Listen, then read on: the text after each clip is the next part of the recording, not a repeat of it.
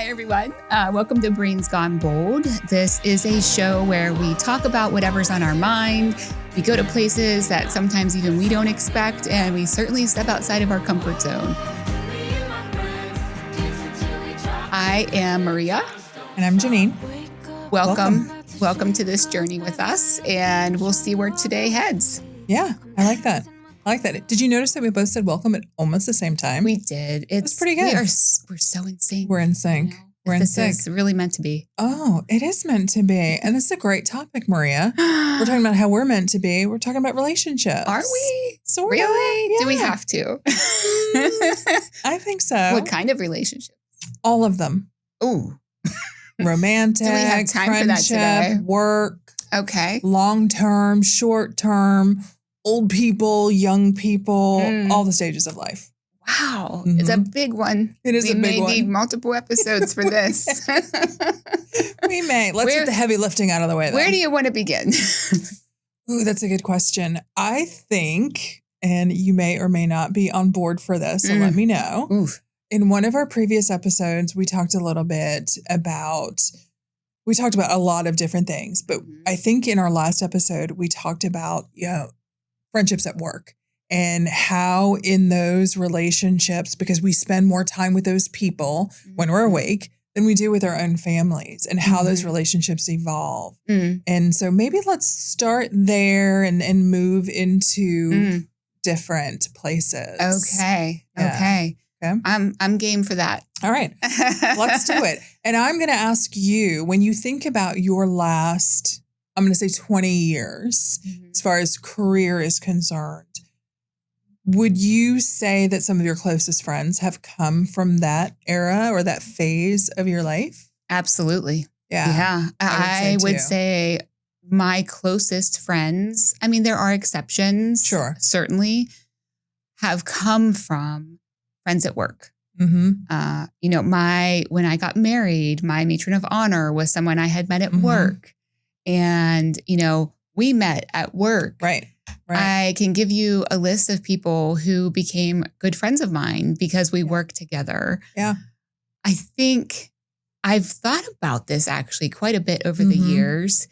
And the interesting thing is, though, how those relationships sometimes change when you no longer work together. Oh, absolutely. And I remember feeling when some of those appeared to kind of dissipate, the almost heartbreak that went along with that of, I thought we were such good friends. Why are we not talking anymore? Why are we not? Yeah. And it's work.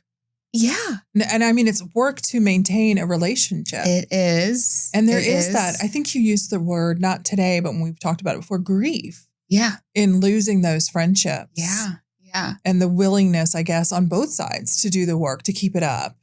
And there's a lot in there. Like there's that grief piece, there's that work piece, and keeping friendships or keeping relationships going. That is such a loaded point. Yeah. Because when it comes to the work that goes in, I have a really conflicting viewpoint.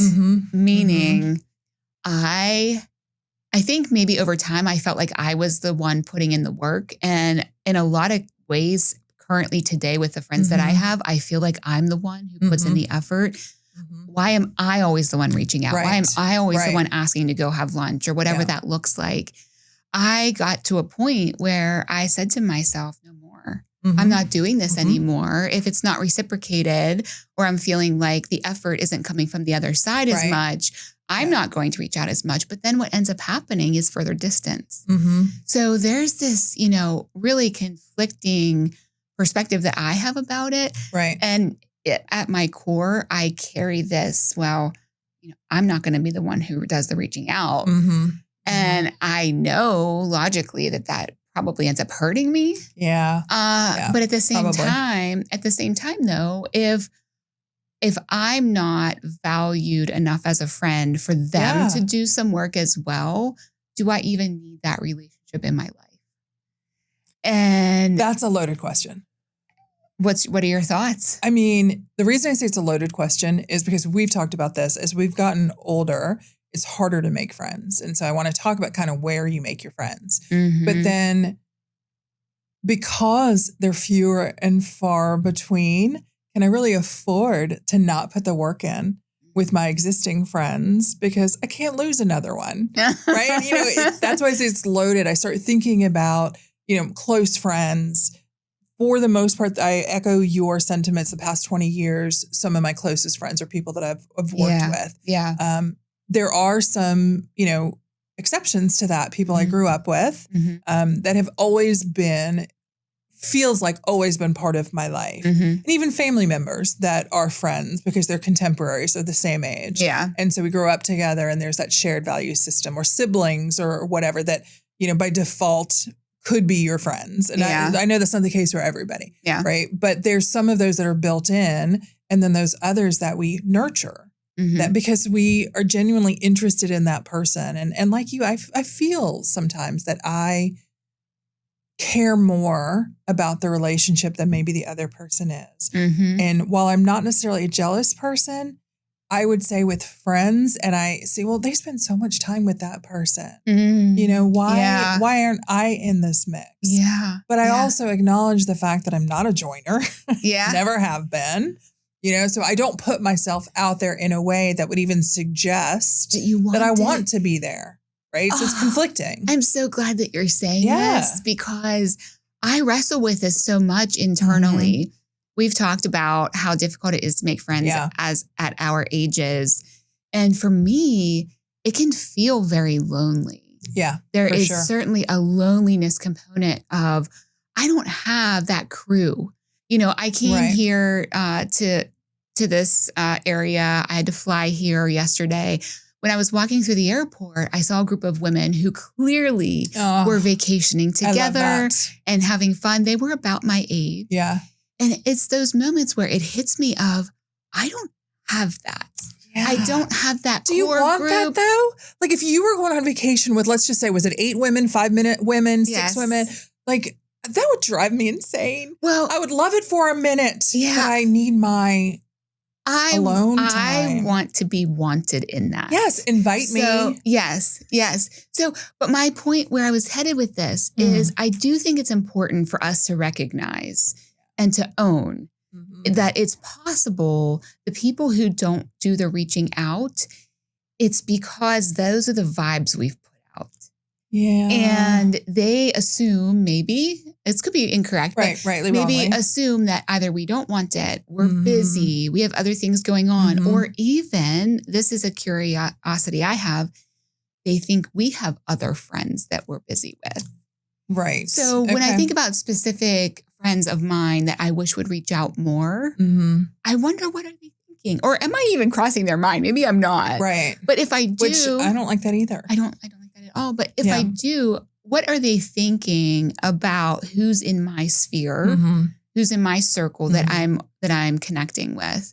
Right. And maybe having absolutely no clue that I am just kind of dying for them to connect with me. Right. And so, and that's a very vulnerable thing to say. It's a very vulnerable thing to put out there. But I think owning, we want to be invited. We don't necessarily want to go. Right. And you know what? That's not always true. It's not always true, but it's a really good point because think about, and I didn't think about it this way, but you mentioned maybe they just don't think that we want to be included because of how we've displayed. And think about I can think about how many times I've canceled plans. Yes. And it makes me seem unreliable. Yeah. And so I'm not going to invite Jeanine because I had to pay for these tickets. Ooh. And she's going to cancel at the last minute. And then I'm going to be stuck holding these tickets or whatever. That's an example. Or I don't want to be disappointed when she cancels. Right. Yeah. And there could be 10 small little excuses. And then one real legit excuse, and they are excuses. At the end of the day, they're excuses. And I've seen the meme before, like, I want to be asked, but I'm not going to go. Yeah, whatever. And you and I have talked about this. So there is this old assessment or like behavioral tool called the Fire OB. And I'm not going to define what it is, but one of the measures is affection. And it's not affection in the sense of like the way we normally think about it, lovey-dovey. Yeah. But it's about inclusion, essentially. So it's affection and inclusion, sorry. And on each of those, they can be very confusing to folks. And so for me, my affection, what I show people and what I want, I show people more affection than I want. Oh, and yes, so if I'm, touching and like looking like, then people want to do it back to me. And I'm like, oh, no. And we've talked about that before from a hug, right? Yeah. But then on the inclusion side, my expressed again is super low.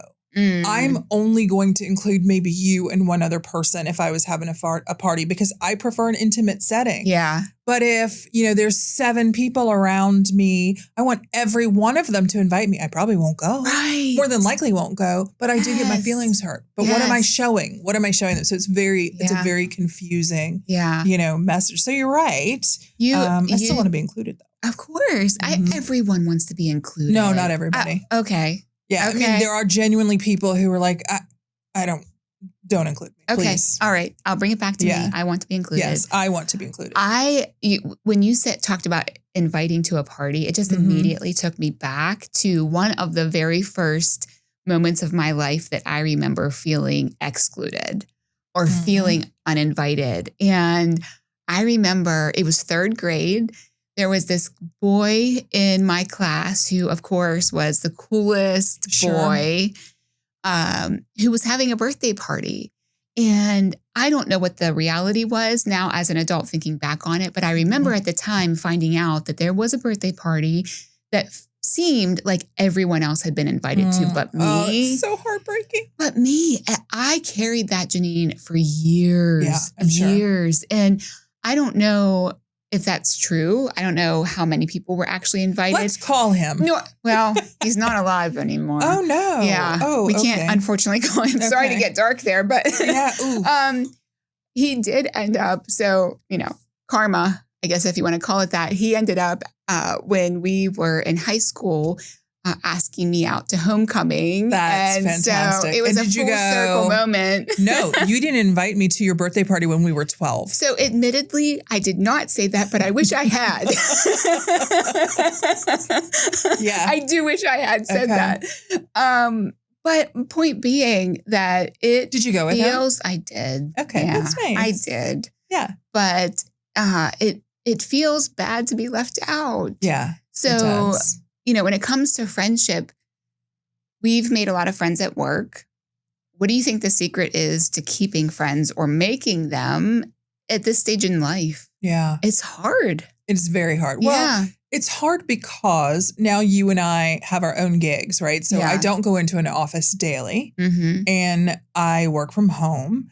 And so unless they're coming to my house, I'm certainly not looking to make relationships with my clients. Right. I think that's kind of icky. So I don't want to, even friendships, until the business relationship is over, because it's a different kind of situation than just working with them. Right.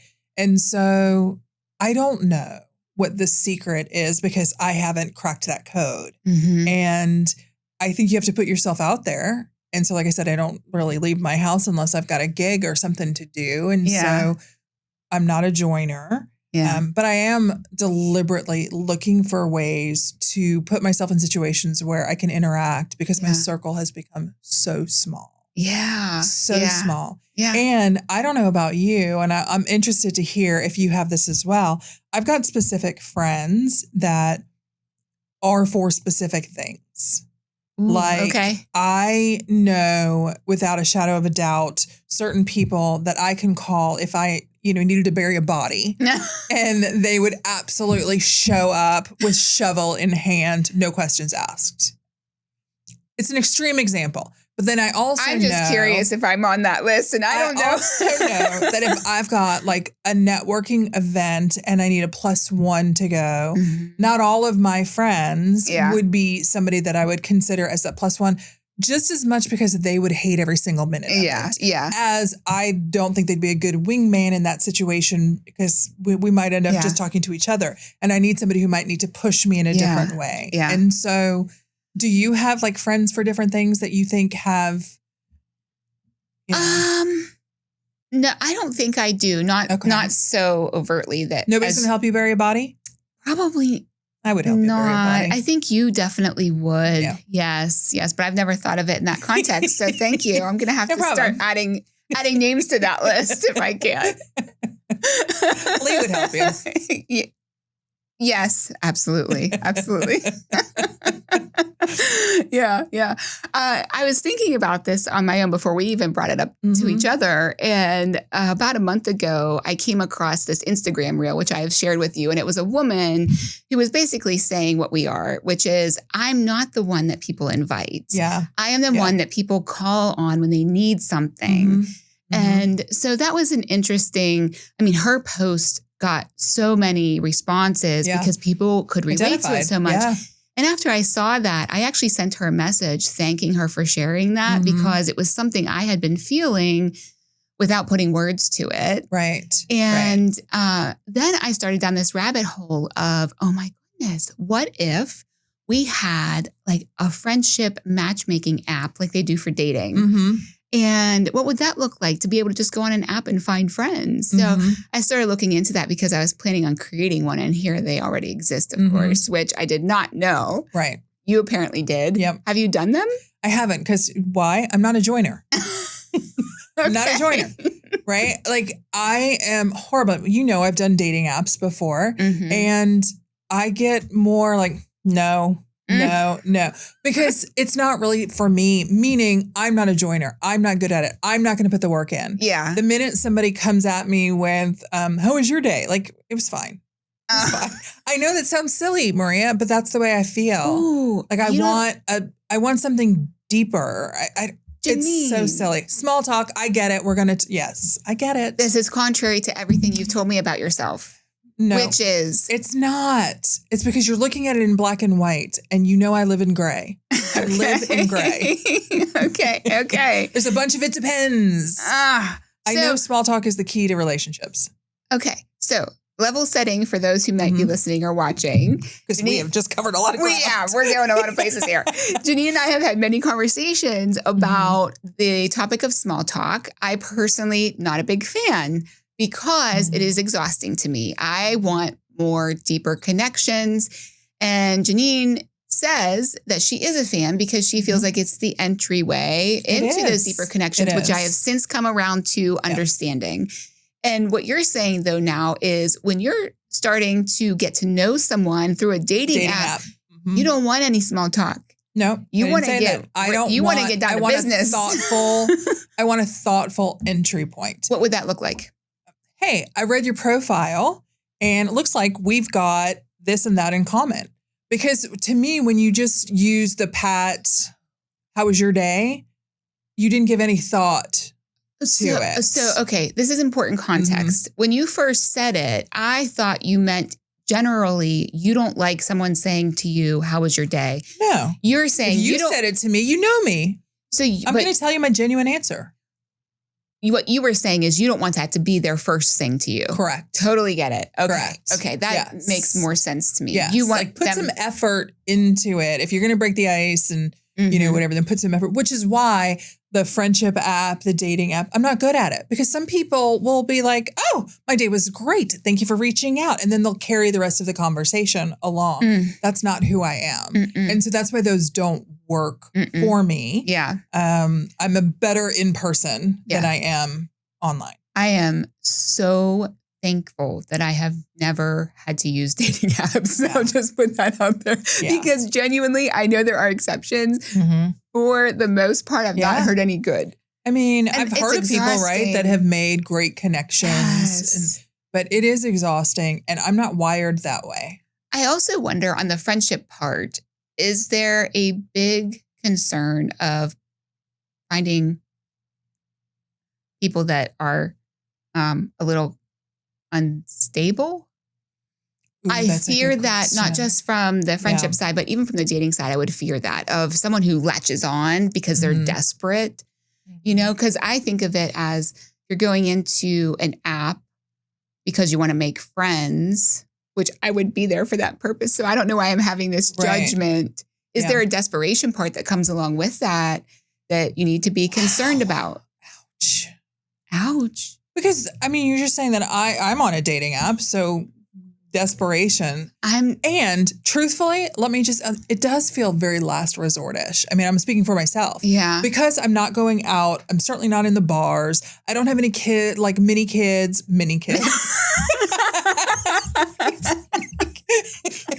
I meant to say do you have what are the other options? Kids. I just don't have the mini kids, but I don't have little kids in sporting events where you meet parents on the sideline or you're putting play dates together. I don't have any of that. So I'm not interacting with people and you go, all right, well, I've got to interact with people. I can't just not. Yeah. And so, you 2 years ago were like, you need to get on a dating app. And I show you this is what's out there. Yes. Yes. But I'm out there too. And so, it is what it is. Yeah. It's not for me. That's what I know. Totally fine. And it works for some people and not for others, which is good. Absolutely. I do not knock it. I think there's plenty of great connections that get made. So is there at all for you, whether it be the dating app or otherwise, an element of defense that you go into it with that prevents you? 100%. Okay. 100%. Okay. Yes. I've got all sorts of walls around me. Yes. Absolutely. Yes. Yeah. Okay. I do not make it easy for people. So are you trying to prevent, I want to go back to the word heartbreak for a second. Are you trying to prevent heartbreak before you even have a chance to get there? Or what are you trying to prevent? That's a good question. I don't know. I don't know. Well, let's figure it out. Nope. This is not therapy.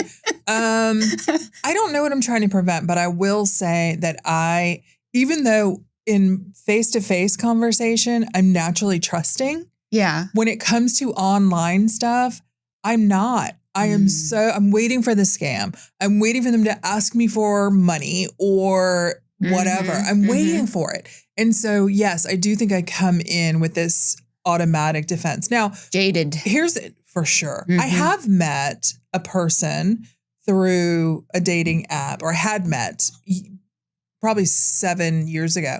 And he and I went out for a little. He was a very nice guy. I'm glad that I did it. We still text. As a matter of fact, weirdly, he texted me yesterday. It was so strange and random and whatever.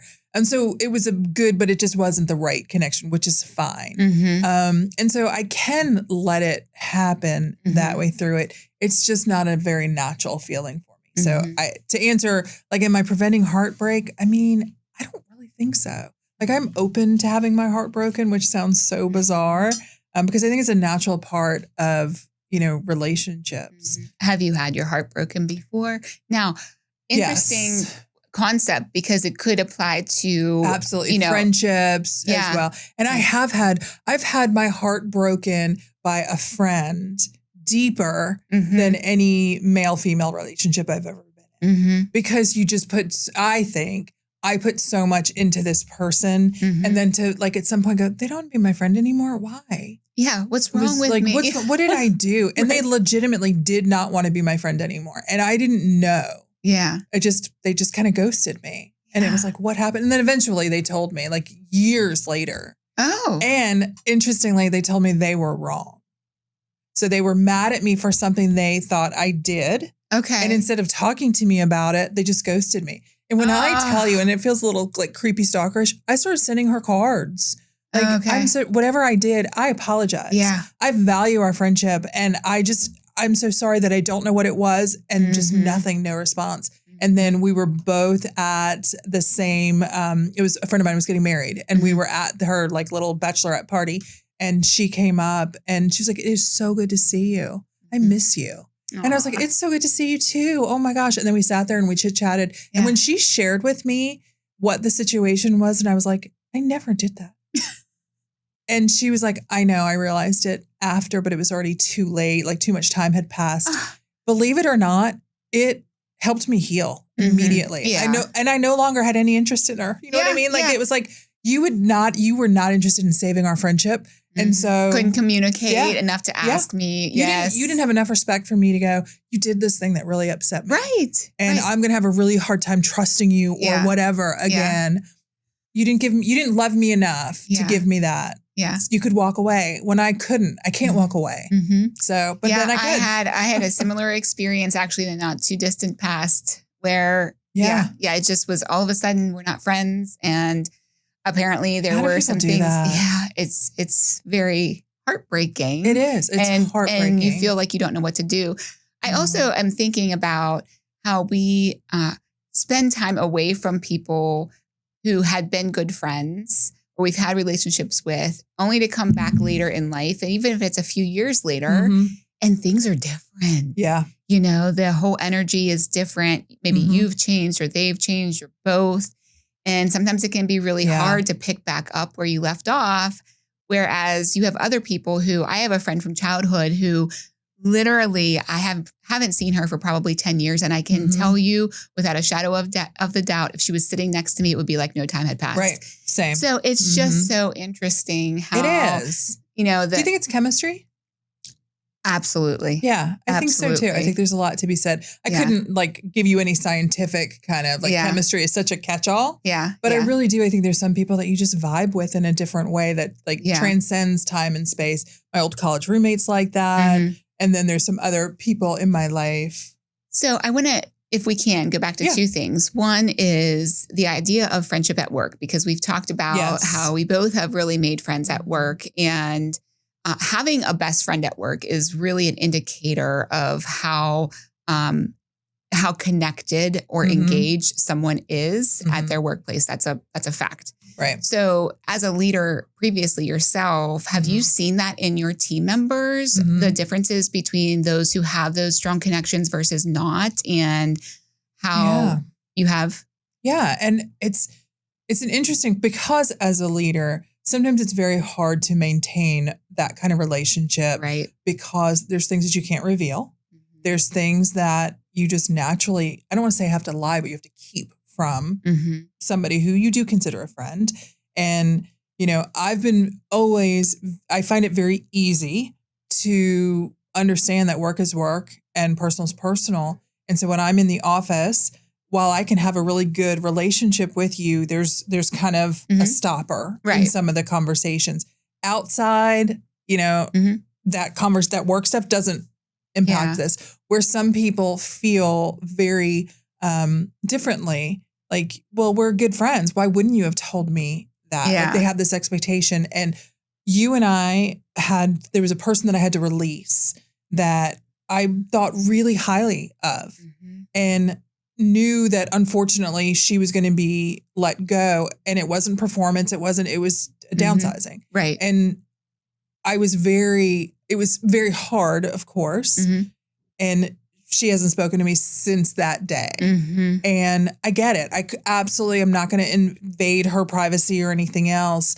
But I felt like I lost a friend, and I get why. I totally get it. And that's a really hard thing as a leader to have to do, but you still have to do it. Well, you're bringing up such a good point, which is when you when you get to a certain level in your career or in an organization, and especially as someone who has worked in HR, boy, is that a lonely place to be. It is. It is. You know, and I have said to HR professionals that I've coached or people previously on my team, you can be friendly, but you cannot be friends.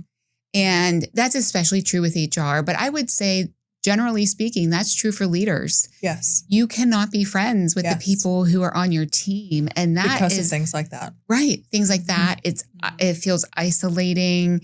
And it's really difficult sometimes to keep that boundary. But as now a consultant in HR, I see this all the time pop up where we see leaders who either have been promoted to positions of leadership where they had been friends with these people before, and they can't stop doing that.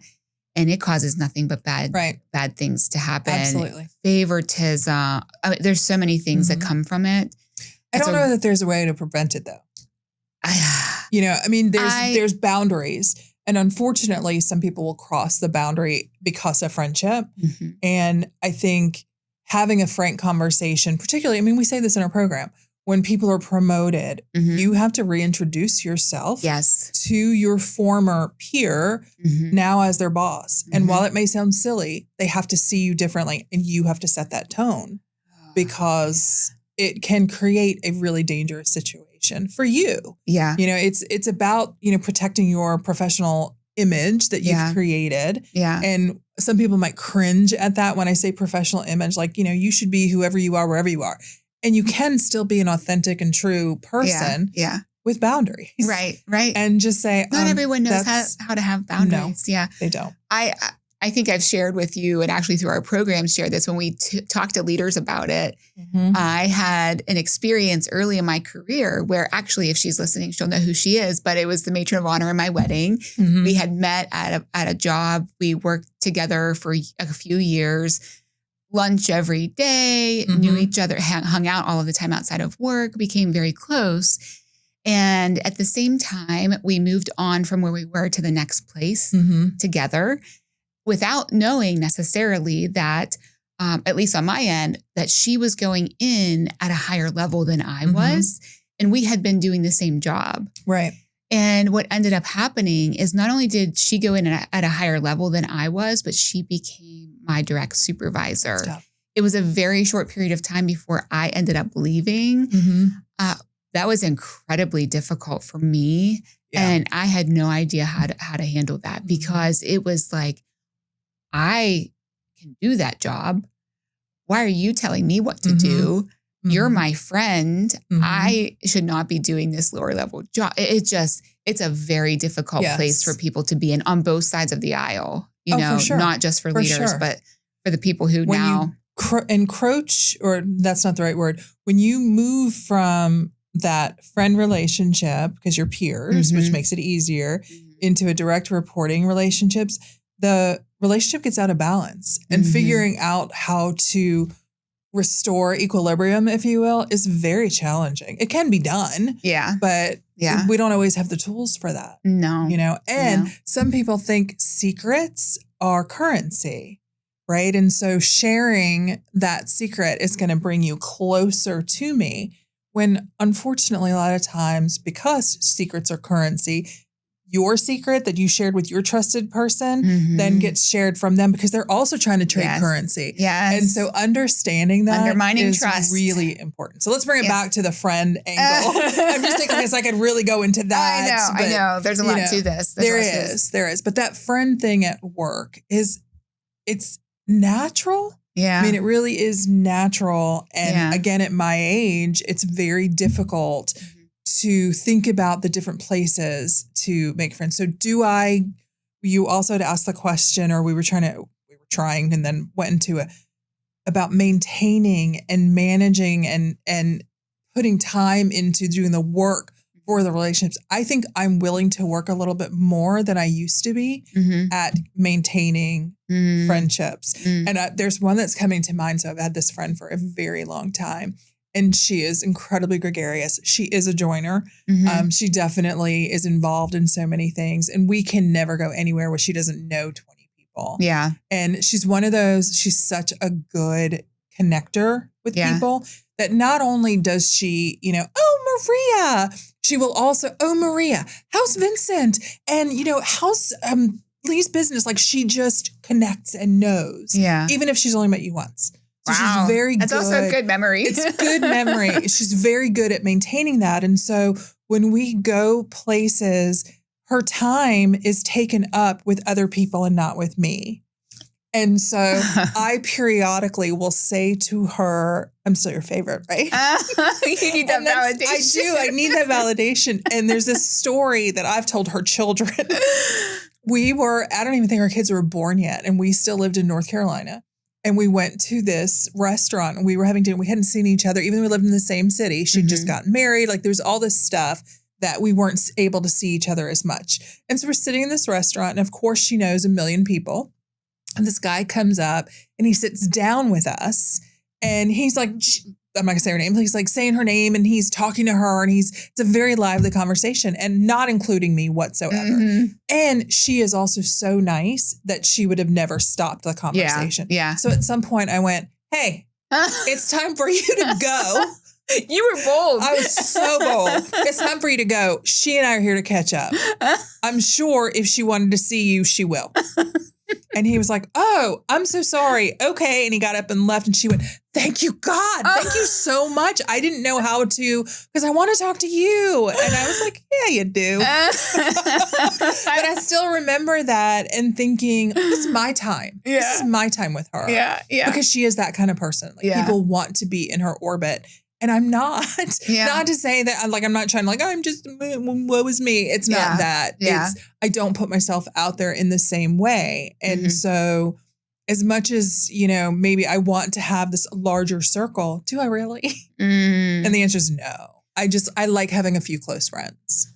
So I want to ask you though. Okay. Because we talked a little bit about this last night and it got a little vulnerable, I guess you could say. Do I need tissues? You don't want it, but you want it. Yep. What does that result in? Do you feel lonely? Yeah, that is yes, I do. We talk about this now. There's this topic of the loneliness epidemic and how it's impacting everyone to a certain extent. Yeah. Is that true for you as someone who doesn't want it half the time or the majority of the time? Well, I mean, so it's like I want it according to my, according to my rules or whatever, my timeline. Yeah. Yes, I do. I do find I am lonely. Weirdly, I like being alone.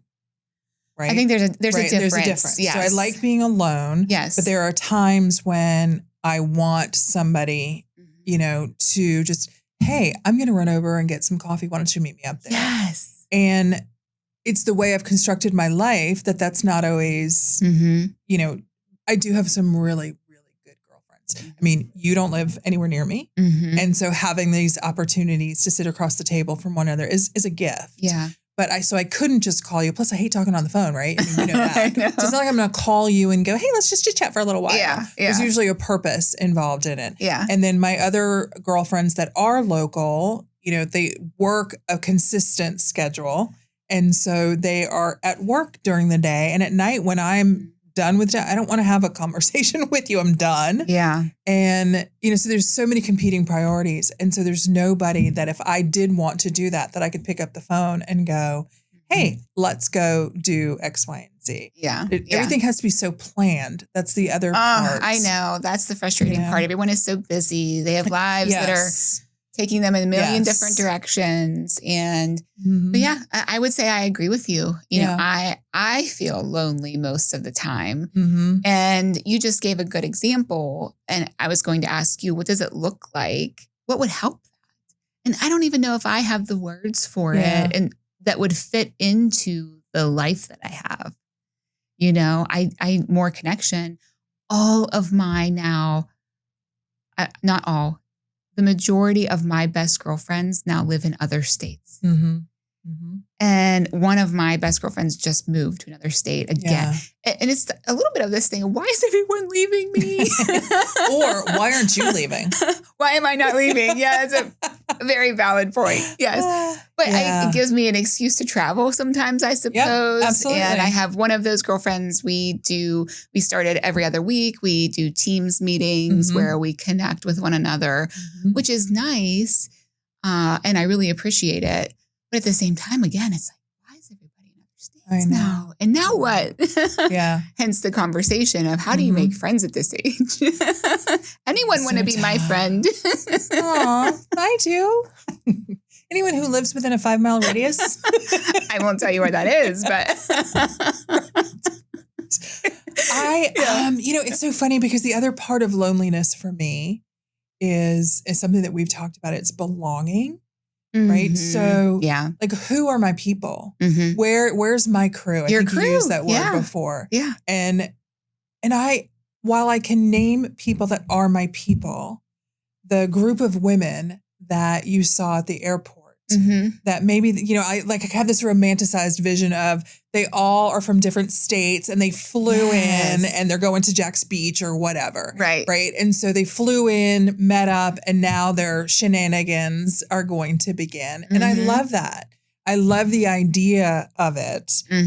The reality, though, the loneliness, the belonging is something I'm going to say is self-inflicted, right? Because I do think I have opportunities to be part of things because there are people in my life that coordinate things and I choose not to be part of it. Well, that's such an important piece of right. it. I know.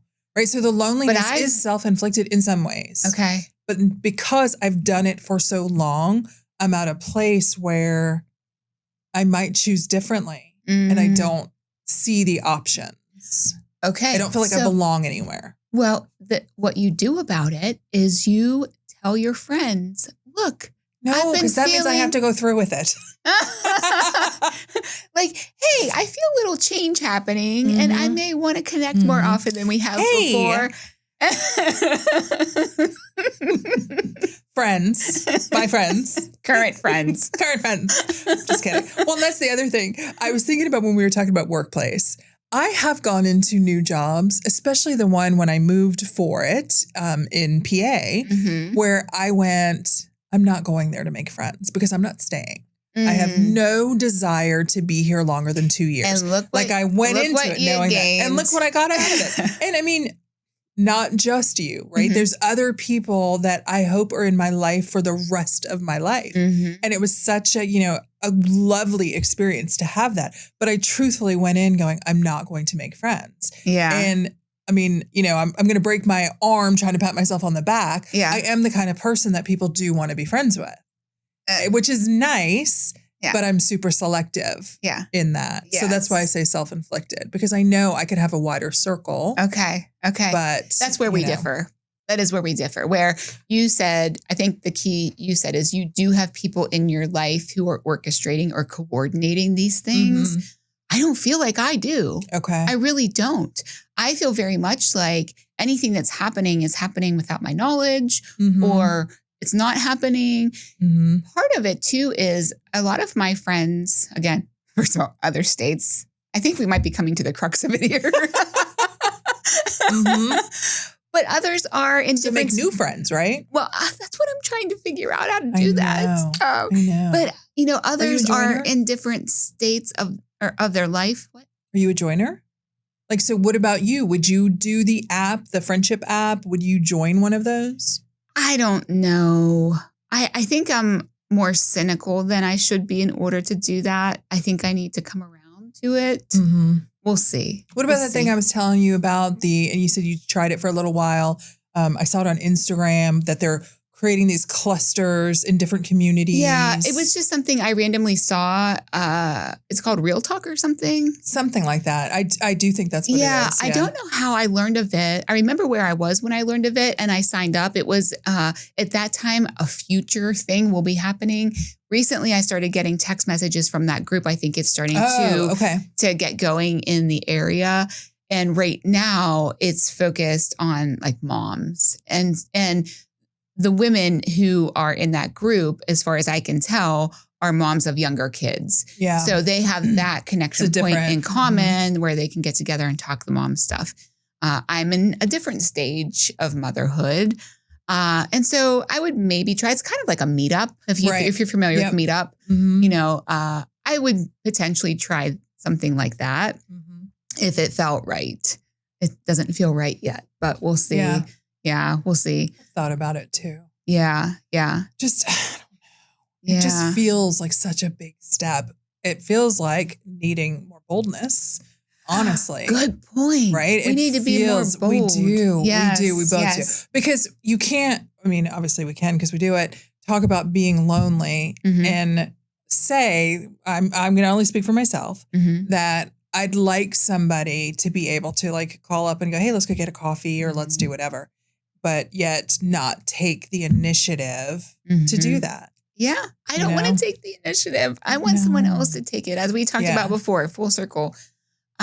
Also, last thing, which is for me, the connecting with someone every 6 months, going to lunch or going to coffee, as you mentioned, or whatever that looks like, I have a love-hate relationship with. Because I want to connect with them and learn what's been going on in their life. But I think a lot of times it ends up being a whole lot of small talk. Yeah. And I struggle again. So I think I really need to look at this of maybe I have too many requirements for friendship. I'm sure I do. You have to connect with me. You have to want to talk deep talk. Oh my gosh, Maria, Don't invite me to too much, but invite me to enough. It's true, right? Like, so there's the reason that we don't have friends.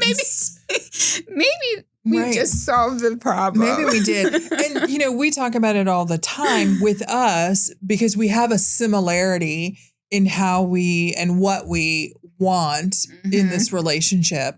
And maybe because we live in different states, that's why it works. Because we're not forced to, work at it. Yeah. We know that there's certain times that we're going to be together, whether it's for this or training the program or whatever.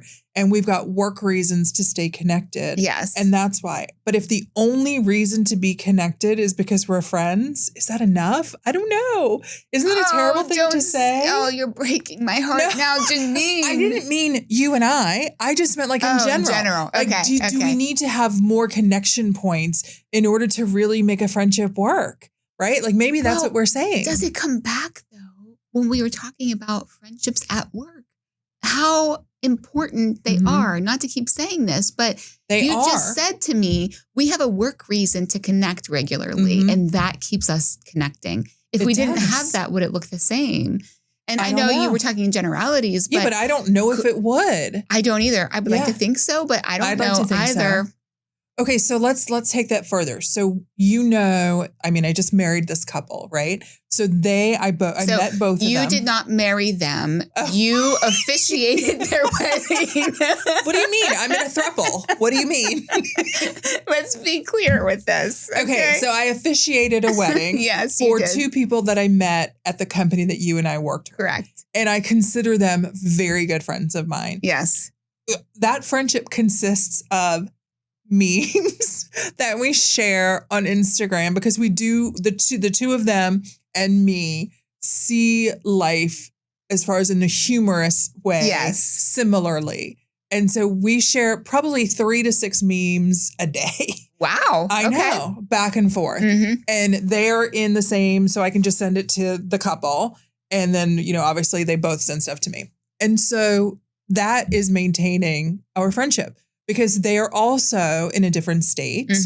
And then, so if I go through the list of people that we have something other than the need to just be together in the same room that keeps us together. So whether it's work or whether it's this or whether it's that, maybe there has to be 2 things and not just one thing that keeps you. I don't know. I'm just like, maybe there's something to it. Yeah. I think it makes it easier, that's a good point. Right? It makes it easier. It's a good point. It doesn't feel as much like work. It doesn't feel as much like work. Sending memes back and forth doesn't really take a lot of effort. It's fun. It's quick. But you can connect with them in that way. Right. That's a good point. And it's almost like this storyline that continues because maybe they're sending something on, we do send a lot of things about workplace humor because that's how we met. And so maybe they send something and then I send the next version of it. So it's like this continued conversation about it without words or without our words. Yes, that's fun. It is fun. We should try that sometime. Well, I send you memes all the time. You do. I don't reciprocate though. You don't. I'll get better at that. See? My not other a good friend. doesn't either. I'm like, I've sent you like 25 memes. Like what's happening? Well, that's my love language. Half the time I have to get caught up on them, I have them coming at me in different directions. And I'm like, okay, I'll come back to this. That's my love language. Then I don't. All right. I'll start speaking it a little bit better. So if there's one thing that people can take from this episode on my end, I would like them to take, if this is something you struggle with, if you feel lonely, if you feel like you're at a stage in your life where you don't know how to make friends or establish connections or whatever the relationship is that you're struggling with, you're not alone. It's a good full circle. Yeah, you're not alone. You might feel lonely, but you're not alone because a lot of us feel the same way. I mean, it's a big issue now. It is. So that's the intention behind this conversation really is exploring kind of what goes into that and what can we do about it. We haven't really solved for that just yet, but I think we made it worse, honestly. I think we made it worse. We've come up with 1 million requirements that we each have. What we have done, though, is we've seen ourselves here, maybe for the first time, Jeanine. I've held up a mirror. We have to work on ourselves first, I guess, maybe. I don't know. That feels like a lot. That just feels like a lot. I think we're fun to be around. Like, let's sell ourselves. Well, we're fun to be around. We are fun. We can talk about just about anything. We can talk about anything for sure. Yeah. Yes. And hopefully make it entertaining. Yes. We also can get deep. We're not trying to sell being friends with us. But maybe I am. It's not what this is. Like I did the wink again that you told me not to do. But maybe I am. Oh. We said we need more friends. Officially an invitation for anyone who would like to be friends with Jeanine. Yeah. Please get in touch. Or date brainsgonebold@gmail.com. That's right. brainsgonebold@gmail.com. Well, I mean, I used to, like, back in the day when I was at the leadership company, we used to do a lot of like assessments, behavioral assessments for ourselves. So our participants did them. And then for fun, we'd go, let me do it. Mm-hmm. And so I ended up having, and I'm sure you have over the years as well, but some people used to tell me, you need to carry that with you on dates and just slide it across the table, let them read it. And then if they stay after seeing everything that you've got going on, then, I actually think it's a perfect approach. It really is. I think that's basically what eHarmony is. Cut through the crack. Yeah. Right? I think that was eHarmony's present. Yeah. What's that word? I don't know. How they set that was their foundation, whatever the word is. Yes. But yeah. I actually had a similar conversation with Lee the other day because he was, I guess, searching through his email for something. And what came up was he had done, I don't know if you're familiar with predictive index, but he had done that for a position that he interviewed 4 years ago. And he was reading to me the outcome of it. And I said to him, it is spot on and I would not hire you. I would definitely not hire you. So did he get the role? No, but he got the most important role. He did. Yes. Yeah. It's a good thing he didn't get it. So, it worked out, but I think to your point, like, just put it on the table. Absolutely. This is who Friendships I am. too. Take it or leave it. This is who I am. Yeah. Yeah. We talk about Pavlov a bit, you and I, about these learned behaviors. Yes. And after a while, it is who you are. Mm-hmm. Like, yeah. I kind of like who I am. I know I've got my quirks and blah, blah, blah. Why would anyone not want to be friends with us? Right. Yeah. I want to be your friend. Do you? Sometimes. Well, I do want to come back at some point. In a previous episode, you said you get some of me. And I do. Do you think you get all of me? I definitely don't, but I'm interested. I'm interested in the parts that you don't get. Is it something I can work on? To be continued. Dun, dun, Stay tuned for more Brains Gone Bold next time. Yeah. Okay. All right. So let's wrap up. Okay. Let's wrap up. I like that you left a little nugget of, this is what we want you to get. And I would absolutely echo what you said. I think it is really important to know that, we've got a 10-year difference between us. Yeah. And yet have similar struggles. It transcends age, particularly when you get into this season of life and looking for ways to bridge the gap, connect with people is truly what we look for on our terms. On our terms, yeah. I would also say, and this is the last thing I will leave everyone with, if you have a friend that you assume has a lot of other things going on because you don't hear from them often, or you assume they don't want to maybe be included or do something with you, I would say give it a shot. That's a good one. See if that's actually true. Because as Jeanine and I have shared here, for us, we want those reach outs. We may not always accept them. We may not always be the one doing the reach out, but we want them. And that. Yeah. So I believe there are probably a lot of other people. I think so too. And my final thing is something that you just said, which was know that even when people like us make plans with you and then cancel that, it's not about you. It really is about maybe something's happened during the day that it's so exhausting. And the idea of being with others is it's weighty. It just really sits. Yeah. And so I need that break sometimes. And so when I cancel plans, it's because of the space I'm in. It has nothing to do. So please don't take it personal. Is really. So I want to add to that. You can't. Last thing, I promise. You said last thing. I know, but this really is because you keep throwing out these things I have to respond to. What I would say to that is, as a friend who has friends who have done that. I'm sure I've canceled on you. I would much prefer respect and all of the things that are good. If you said to me, look, some people I do. I have just had a long day. I just can't socialize today. I'm really sorry. It's not you. Yeah. Say that instead of saying I can't make it or I have X, Y, and Z going on or making up an excuse. Just say the reason. And I am telling you, Jeanine, that goes further in establishing that connection, keeping that connection than anything else will. I think it's because you think like you. Because listen, have you ever told somebody, hey, listen, I just really need to be on my own. It was a tough day or whatever. And then come, it'll help you get out of that. Just come. Seriously, so-and-so's going to be there and they love you and you're going to have some, like I've had that. And then you have to go, yeah, but I get it. I just really, and so sometimes it's just easier to go because my brain is already done. It's already done. And so you, when you have really good friends that you can go, I just need I need a moment. I love that. And I appreciate that so much, but I know that other people have different needs. And so trying to like navigate that is sometimes, you know, but I agree with you being able to say that. What a gift. Yeah. What a gift. Yeah.